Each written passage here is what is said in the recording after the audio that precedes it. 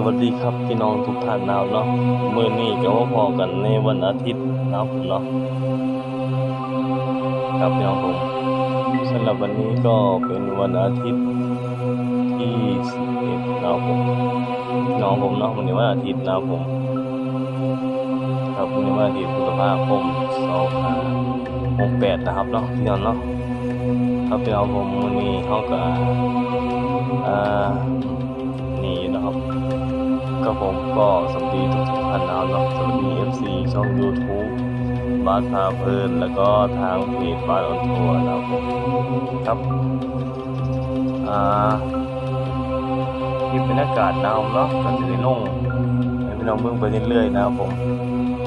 นะครับน้องเดี๋ยวเนาะนะครับผมสำหรับคลิป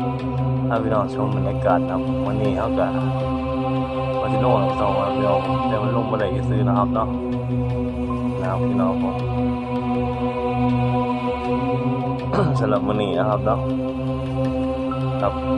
วันนี้ก็เป็นวันอาทิตย์นะครับผมวันนี้ก็ฮ้อนดึกพี่น้องผมสงสัยฝนจะมาอีกทีเดียววันนี้ครับพี่น้องผมเนาะนะครับพี่น้องผมเดี๋ยวผมก็สิร้องเพลงสู่พี่น้องฟังจักเพลงหนึงนะครับเนาะสำหรับเพลงครับผมก็สิร้องให้พี่น้องฟังอีกเพลงหนึงนะครับแต่ว่าสิร้องมื้อใดก็ยังบอกพี่น้องบ่ทันได้นะครับผมก็คือเฮาสิร้องเพลงลงในช่อง YouTube บ้านพาเพลินนะครับผมฝากพี่น้องกดไลค์กดแชร์กด Subscribe คลิปชมบรรยากาศนำเด้อพี่น้องเด้อนะครับผมฝากไว้ในกันแล้วกันนะครับเนาะฝากกันไว้เด้อพี่น้องนะครับผมเนาะวันนี้นะครับผมเขาก็นะครับผมสำหรับวันนี้นะครับเนาะครับผมวันนี้ก็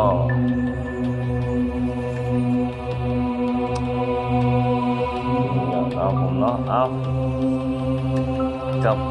เขาก็ดีถ่ายบรรยากาศลงสู่เราเบิ่งอีกเนาะก็คือมื้อแรกนะครับผมแต่ละมื้อมีบ่ได้ลงนะครับเนาะเดี๋ยวเนาะจังได๋ก็ต้องเขาก็บ่ให้กันหลายๆนะครับผมนี่ไว้ลงเมื่อเช้านี้เราสิลงบ่ได้นะครับผมก็เลยสิมาสิเปลี่ยนเป็นช่วงแรกๆนะครับเนาะเดี๋ยวเนาะนะครับผมขอเปลี่ยนใหม่นะครับเด้อครับผมขอเปลี่ยนใหม่แล้วกันนะครับเนาะพี่น้องเนาะผมคลิปนี้นะครับผมต้องการสิขอฝากพี่น้องที่นี่กันเนาะเอาไว้พรไม่ได้คลิปหน้าสำหรับคลิปนี้สวัสดีครับ